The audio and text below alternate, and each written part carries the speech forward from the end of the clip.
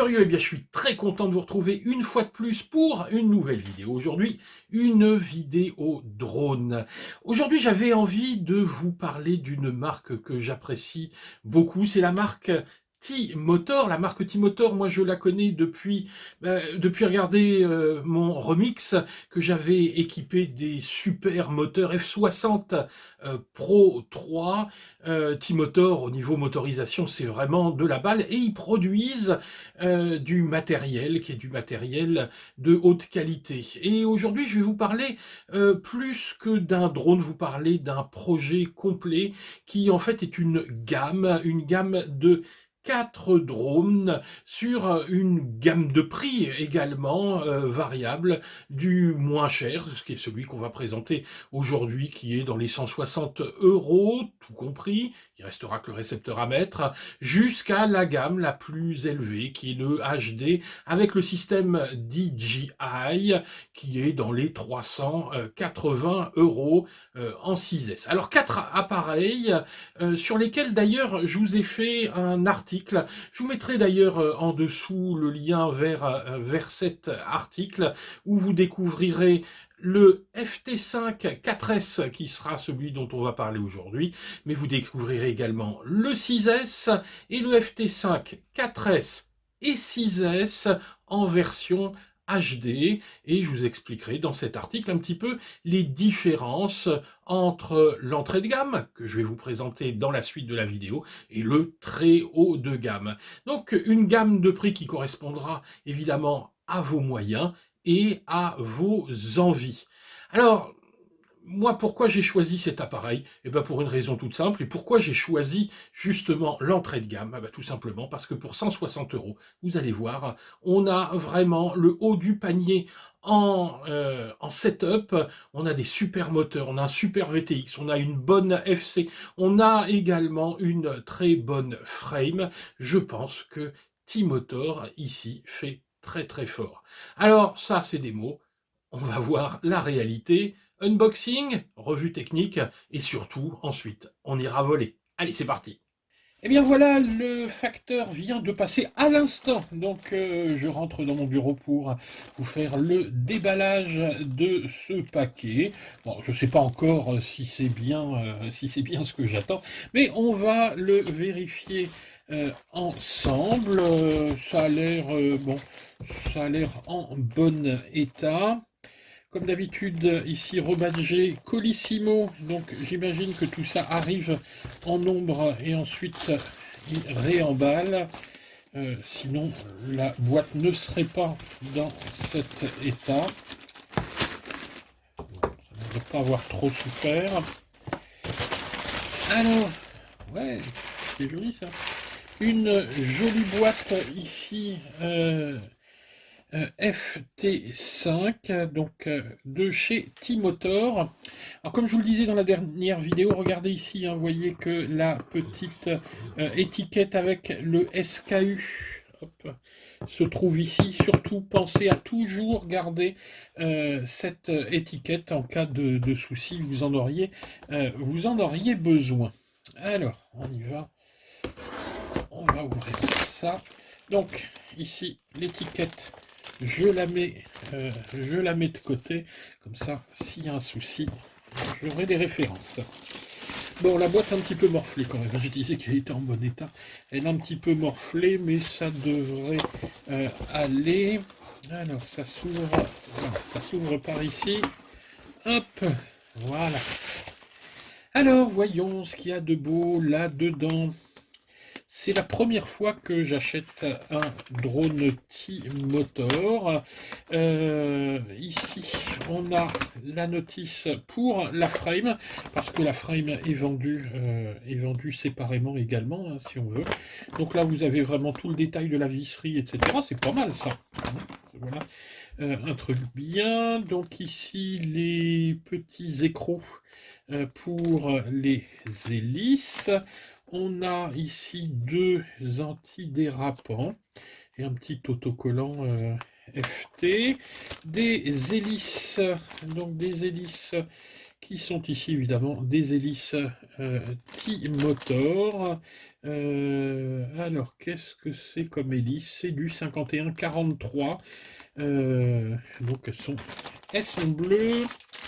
Ici, oh, ils ont un strap mouse costaud. Et alors regardez, l'emballage ici, c'est vraiment pas mal parce que les bras sont protégés par de la mousse en plus. Vraiment un emballage nickel. Waouh, waouh, waouh. Et vraiment une jolie machine. Waouh. Dis donc, c'est pas mal. Excusez-moi, hein, je regarde un petit peu. Donc voilà, hein, donc bah, il n'y a rien d'autre. Il n'y a rien d'autre. On n'a pas de visserie en plus. On n'a pas de. Voilà, hein, c'est minimaliste. Par contre, la première sensation, c'est vraiment que la frame, elle est phénoménale, hein. Le montage a vraiment l'air propre. Bien, voilà. Donc je vais mettre ça en état, je vais paramétrer, etc. Et puis on va revenir là-dessus et regarder en détail ce qu'il y a dans cette machine et en faire une revue technique un petit peu plus détaillée. Allez, on y va.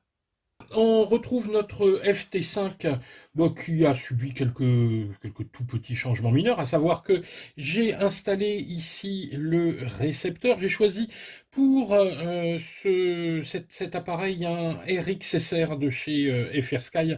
Je vous montrerai après son installation.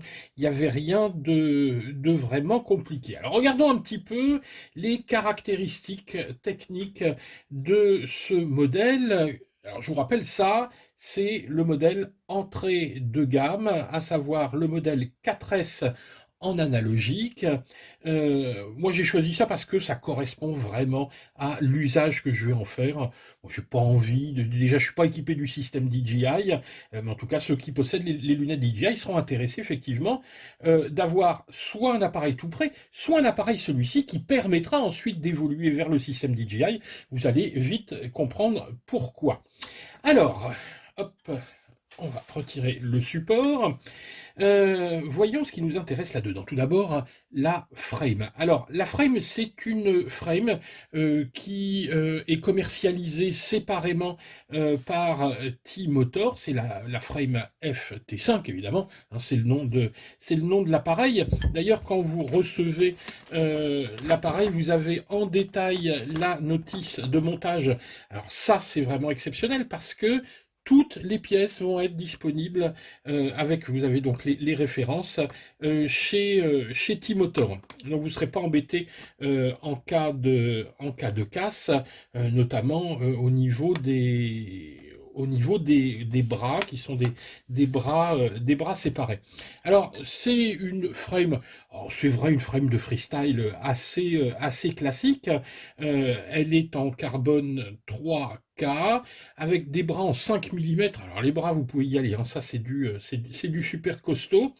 Ce sont des bras ici séparés que vous allez pouvoir changer si vraiment vous arrivez à en casser un. À mon avis, le type qui va casser un bras sur cet appareil, il aura pulvérisé le reste de la machine. Mais bon, après, ça dépend de la façon qu'on a de voler, et surtout les endroits où on vole.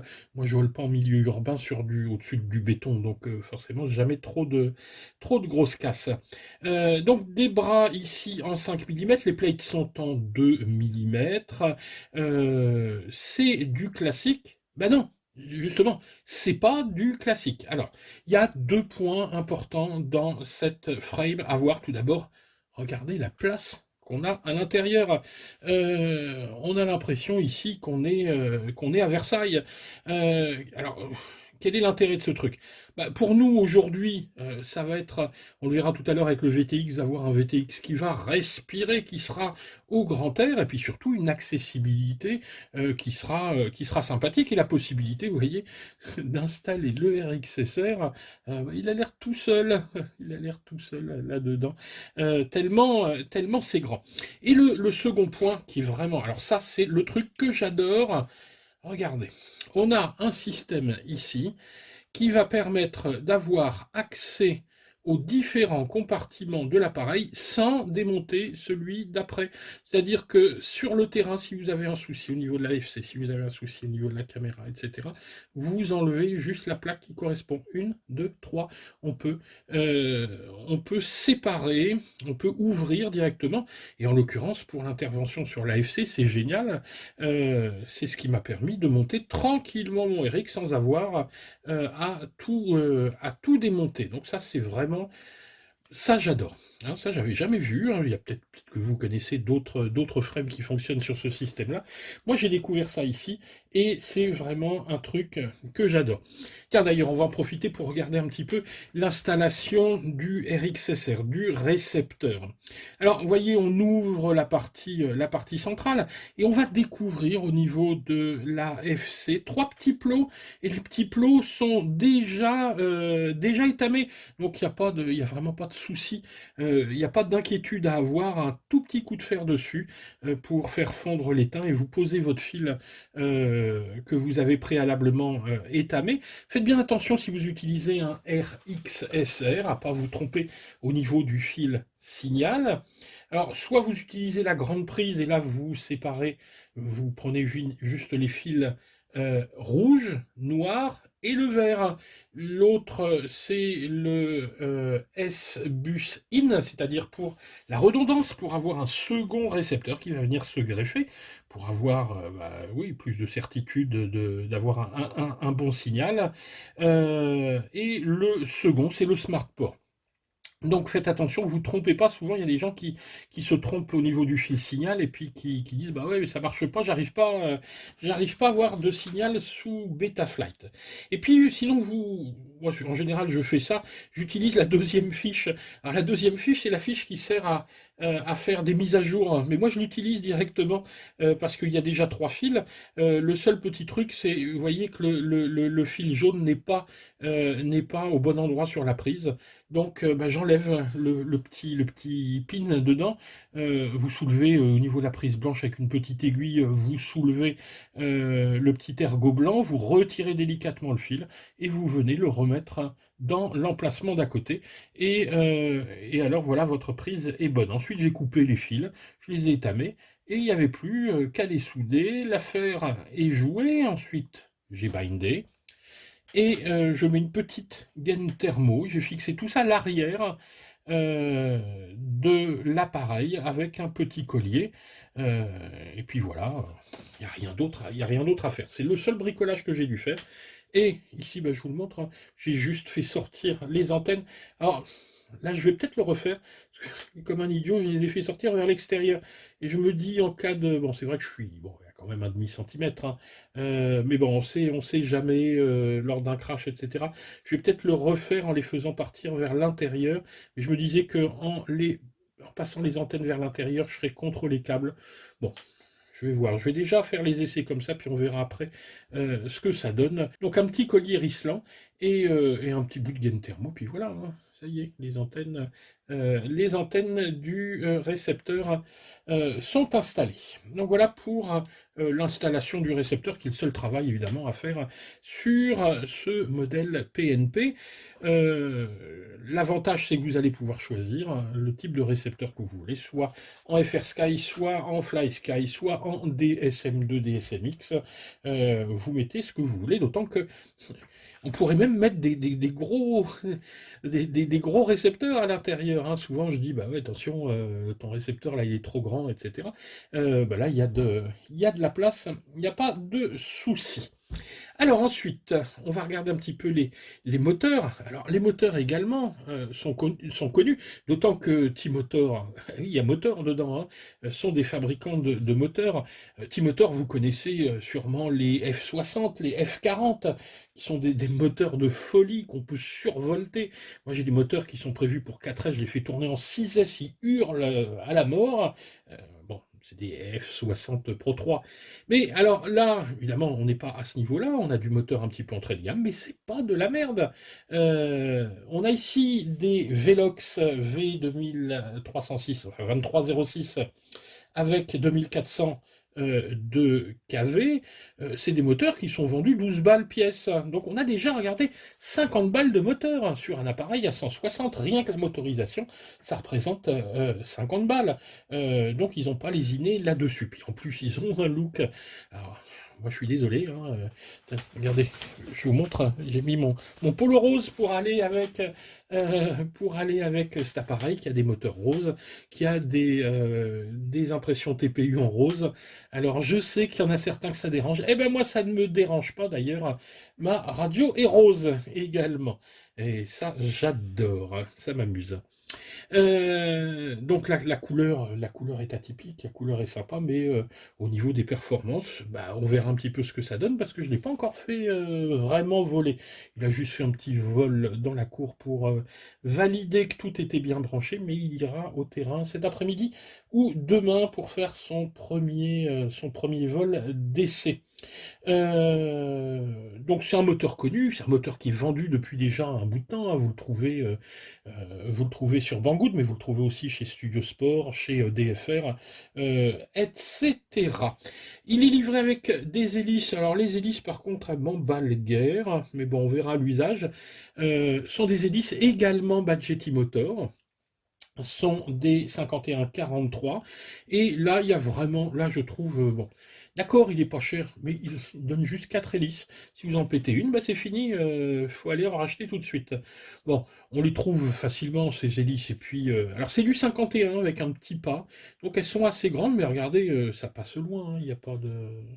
Au niveau de la taille, donc des hélices assez grandes pour un 5 pouces. Oui, d'ailleurs, je ne vous ai pas donné la taille de l'appareil. C'est un 225 de moteur à moteur, et la frame fait 205 par 188. Donc c'est ici une frame en H sur 41. Bon, voilà, hein, pour la taille.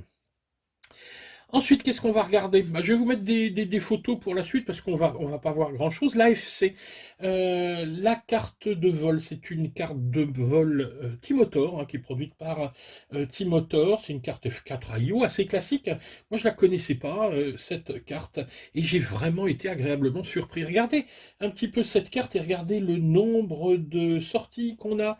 On a 5 UART dispo sur cette carte. Alors d'accord, évidemment, on en utilisera déjà une pour le RX, mais en tout on en a 5. Il y a plein de possibilités de branchement. Vraiment, c'est un appareil qui est indiscutablement prévu pour évoluer.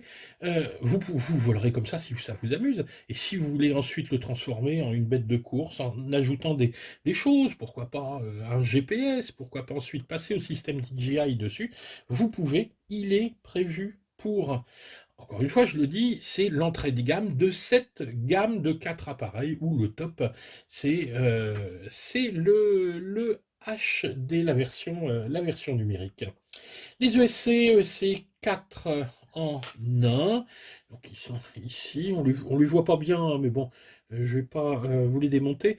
Vous remarquez ici qu'on a un refroidisseur dessus, il y a un petit radiateur. Donc sont et eux aussi sont vendus séparément, sont des ESC ici T-Motor V45A sous BLLI 32. Ça respire la qualité, les soudures sont juste parfaites et bien costauds. Voilà pour l'ESC. Passons maintenant, donc après la partie contrôle de vol, passons maintenant à la partie vidéo. Ah oui, j'oubliais juste une petite chose. Évidemment, on a ici le condo qui va bien, hein, qui est déjà installé. Bon, maintenant, sur quasiment tous les appareils, les condos sont installés.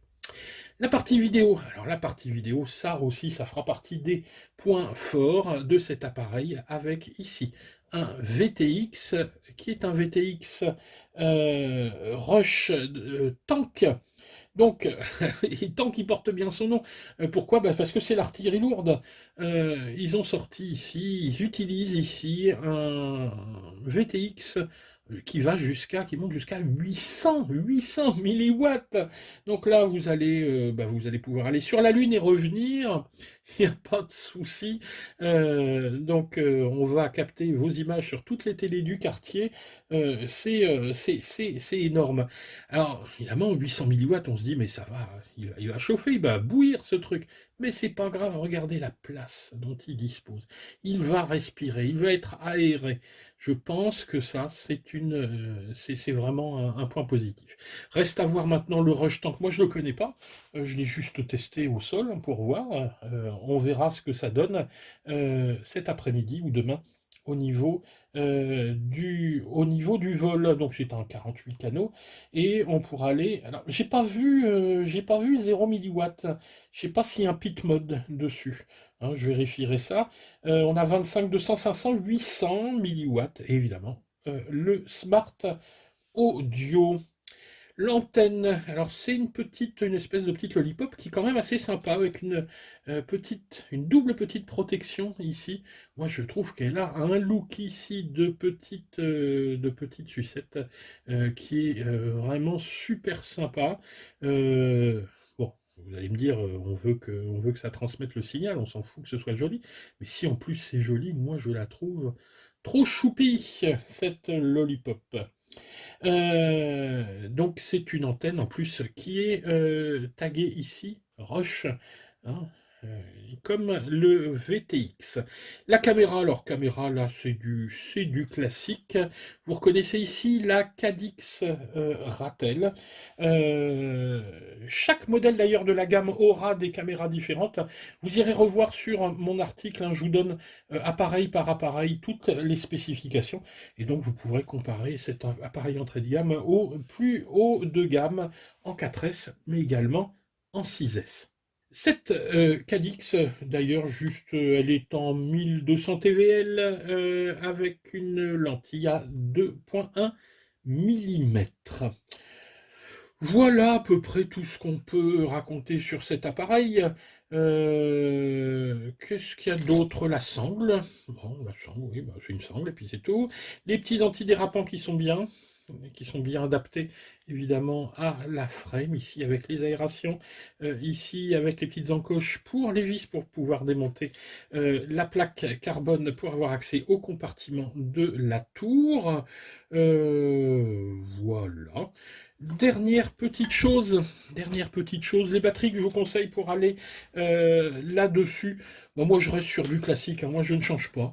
Une équipe qui gagne, je suis toujours en CNHL 1500 mAh. D'ailleurs, au fil des vidéos, vous voyez que c'est toujours les mêmes que je vous présente, parce que tout simplement, je fais tourner tous mes appareils avec ces batteries. Et elles commencent à avoir un certain nombre de cycles, hein. Les CNHL, je dois en avoir 6 ou 7, celle-ci, je dois en avoir 2 ou 3. Donc quand je pars, puis bon, après j'en ai quelques autres, mais quand je pars, en règle générale, j'ai 10 ou 12 batteries, et puis ça me fait mon après-midi tranquillou, et puis c'est toujours les mêmes jeux que je recharge quasiment tous les jours. Ça tient le coup, donc mes deux marques préférées, GNB et CNHL, toutes les deux en 4S, évidemment, et en 1500 milliampères. Voilà, bah écoutez, si cette vidéo vous a plu, comme d'habitude, vous pensez à mettre un petit pouce vers le haut, ce serait gentil. Bon, si vous voulez mettre vers le bas, mettez vers le bas, hein, vous avez le droit de pas aimer. Pensez également à vous abonner si ce n'est pas déjà le cas. Si vous passez ici par hasard, on sera content de vous compter parmi nos abonnés. Et puis n'oubliez pas, on vous met toujours les liens en dessous en description. Car utiliser nos liens ne vous coûte rien du tout, si ce n'est d'avoir des réductions quand on en a. Et n'hésitez pas également à nous contacter, hein, pour avoir des bons de réduction. Et puis surtout, bah, ça nous aide parce que vous voyez que bah, on peut vous présenter comme ça du matériel le plus souvent possible en fonction de la trésorerie, sachant que c'est évidemment pas la trésorerie de la chaîne qui paye l'ensemble des machines, mais enfin ça nous permet de ne pas trop finir dans le rouge à la fin du mois. Bien, bah voilà, écoutez, faites attention à vous, soyez prudents sur le terrain parce que ces machines-là, ça peut être très très dangereux. Faites gaffe avec la charge de vos batteries Prenez bien soin de vous, soyez prudents, faites attention aux autres, ne volez pas à côté des enfants au-dessus de votre belle-mère. J'en veux hein, un petit peu à votre belle-mère, mais la pauvre, hein, elle n'a pas besoin de ça. Et puis bonnes vacances à tous. Allez, ciao les gars.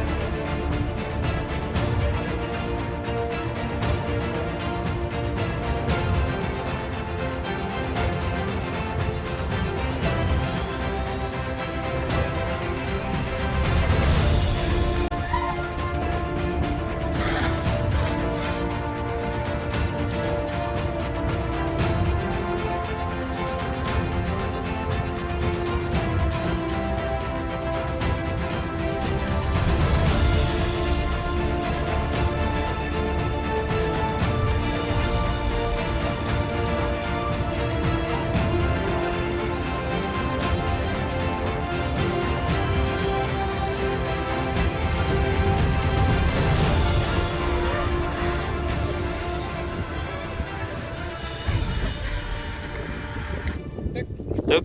Merci.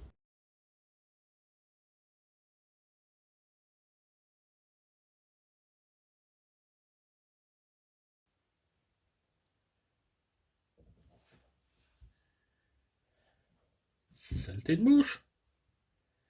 Putain, il y a une mouche. Tu vois la mouche là? Saleté.